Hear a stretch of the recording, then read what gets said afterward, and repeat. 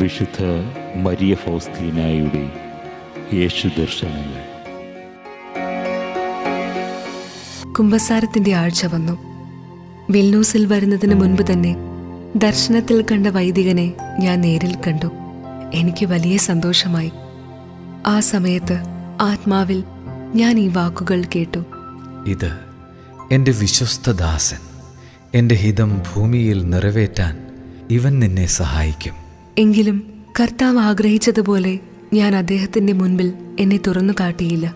കുറെ നാളത്തേക്ക് ഞാൻ കൃപയുമായി മല്ലടിച്ചു.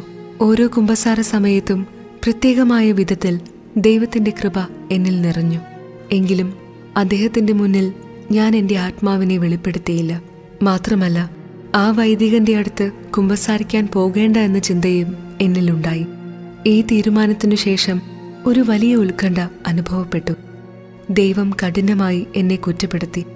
എന്നാൽ ആ വൈദികന്റെ മുൻപിൽ എൻ്റെ ആത്മസ്ഥിതി പൂർണ്ണമായും വെളിപ്പെടുത്തിയപ്പോൾ ഈശോ കൃപയുടെ ഒരു സാഗരം തന്നെ അതിലേക്ക് ഒഴുക്കി. ഒരു പ്രത്യേക കൃപയോട് വിശ്വസ്തത പുലർത്തേണ്ടതിൻ്റെ അർത്ഥം ഇപ്പോൾ എനിക്ക് മനസ്സിലായി.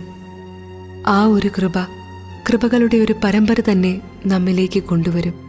ഓ എൻ്റെ ഈശോയെ, എന്നെ അങ്ങയുടെ കൂടെ നടത്തണമേ. ഞാൻ എത്ര ദുർബലയാണെന്ന് കാണുക.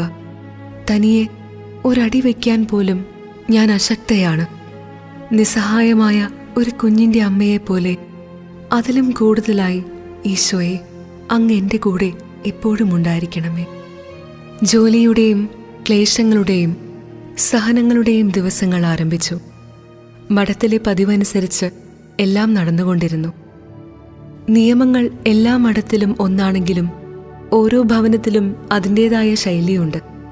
അതിനാൽ ഒരു നോവിസിനെ പോലെ തന്നെ അതെല്ലാം പഠിക്കുകയും മനസ്സിലാക്കുകയും ചെയ്യണമായിരുന്നു. അതിനാൽ ഓരോ മാറ്റവും ഒരു ചെറിയ നൊവിഷ്യേറ്റ് പോലെ ആയിരുന്നു.